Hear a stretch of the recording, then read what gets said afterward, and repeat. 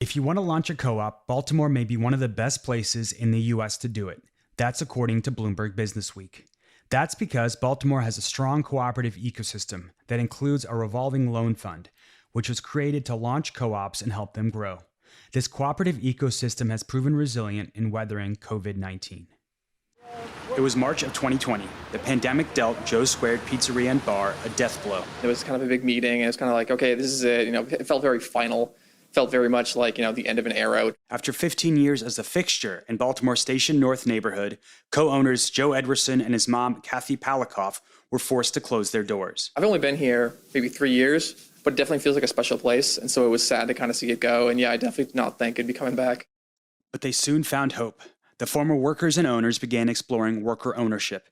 And after receiving a number of pandemic-related grants, loans, and support from other worker owners, Joe Squared was able to reopen in December of 2020. I don't know that we would have gotten the support if we were just trying to come back traditionally. It's a more democratic way to operate. They got help from BREAD, the Baltimore Roundtable for Economic Democracy, which works with 20 co-ops in Baltimore. Its national counterpart, Seed Commons, currently lends to about 60 co-ops nationwide. Their networks were created to share knowledge and financial resources, and have proven to be an effective stopgap for cooperative businesses struggling to survive the pandemic. Kate Khatib helped launch BREAD and Seed Commons after co-founding Red Emma's coffee shop and bookstore in 2004. Over the course of the pandemic, 0 of the businesses that have received loans from the Seed Commons infrastructure have closed as a result of the pandemic. One of Baltimore's oldest co-ops, Emma's sought to empower workers traditionally marginalized in the restaurant industry. Today, Emma's has a dozen worker owners, including Whitney Roberts. When I was growing up, I never thought that I could be an owner, with my demographics, my background, and the way my life has, dealt the cards out to me. Emma's also uses consensus-based decision-making, which comes with all the requisite limitations. The only time that it's hard to come to consensus is if it's a block, but usually if people block, it's for a good reason, and that's being heard and we, okay, well, why do you feel like this? Like other co-ops, Emma's faced the challenge of being unable to access traditional loans, which often require collateral or for individuals to go into debt. But worker owners took the knowledge they gained from navigating a path to self-sufficiency and used it to help other co-ops. So one of the things that we found as we started to build Red Emma's and we started to grow it is that we really had to be also thinking about and adapting and creating our own sources of financing if we wanted to see cooperatives grow. So in 2013, Emma's turned to the working world for a loan to expand their business. This then led to the creation of BREAD, which operates in Baltimore, and Seed Commons, which spans 26 cities and controls $25 million. In 2021, with the financial support of BREAD, Emma's announced plans to purchase 2 buildings, which will become their forever home. The first loan made by BREAD was made in 2016 to Harker Brothers Ice Cream, which just completed its conversion to worker ownership in December of 2020. We have some of the young guys in here, Dion and Kevin. They're our managers in the kitchen.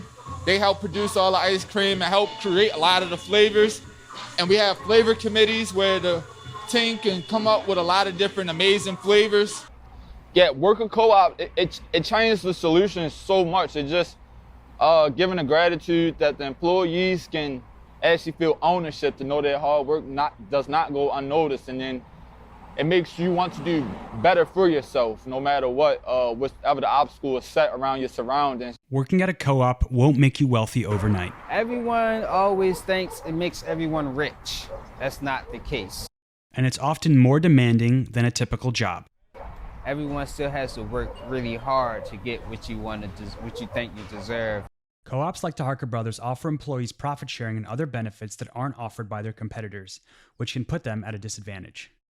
We have an advantage of treating everyone fair, and that comes out in our product, which is why I believe our product is so good, because we give everyone an opportunity to become an owner, to speak their mind, be a part of committees, go out and get education.